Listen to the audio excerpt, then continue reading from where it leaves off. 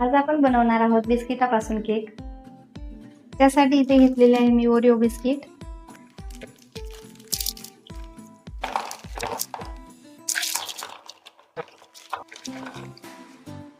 इथे मी 20 बिस्किट घेतलेले आहेत।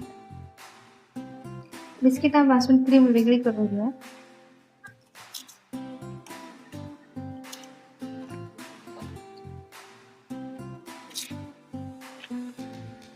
ही क्रीम आता बाजूला ठेवूयात, ही नंतर आपल्याला कामी येणार आहे।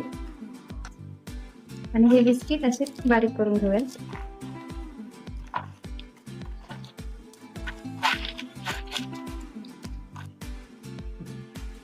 हे मिक्सरला बारीक करून घेऊया।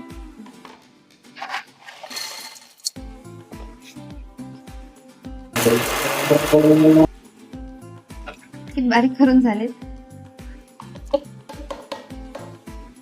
यात आपण पाणी टाकून मिक्स करूया। पाण्याच्या ऐवजी तुम्ही दूध घेऊ शकता। अजून थोडंसं पाणी घेते मी। जास्त पातळ नाही होऊ द्यायचे। छान असं मिक्स करूया।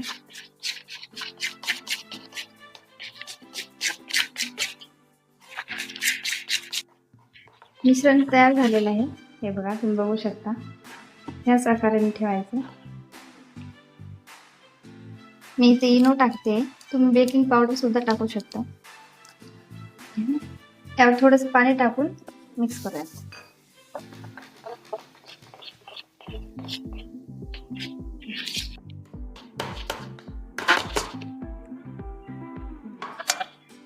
इथे मी कुकरचा डबा घेतलाय, त्यामध्ये मिश्रण काढूया। कढई इथे मी आधी गरम केलेलं, त्यावर टाकली ठेवूयात आणि वर हे डबा, त्यावर असं झाकण ठेवून ठेवूयात। मिश्रण आपण शिजवण्यासाठी ठेवलंय, ते 20-25 मिनिटं शिजवून घ्यायचं। केक शिजत आहे तोपर्यंत आपण क्रीम बनवूयात। इथे वेगळी काढलेली आपण क्रीम घेतली, त्यामध्ये 2 चम्मच दूध टाकूयात आणि ह्याला असं मिक्स करू। क्रीमला असं फेटूया।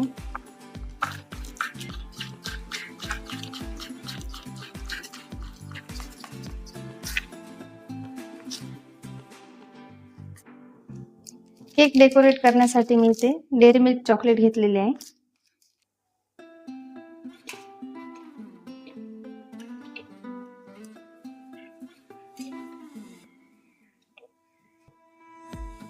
यावर दुधावरची साय टाकूयात। क्रीम पण घेऊ शकताय तुम्ही इथे। आणि एका पातेल्यात पाणी घेतलंय आणि असं वर ठेवून त्याला मेल्ट करूया।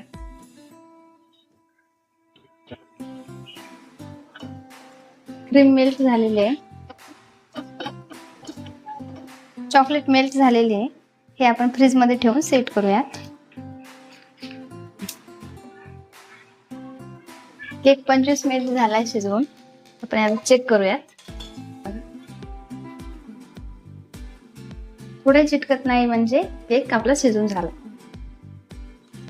केक काढून घेऊयात आणि थंड होण्यासाठी ठेवायचं। केक इथे पूर्ण थंड झालाय, आता हे पण काढूयात। पहिले असे साईडने मोकळं करूया।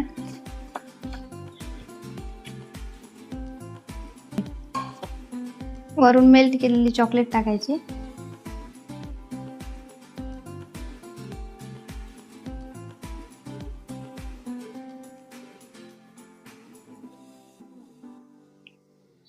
केक मस्त गार्निश करून झालाय, तुम्ही बघू शकताय। अर्धा तास ह्याला फ्रीज मध्ये सेट करूया।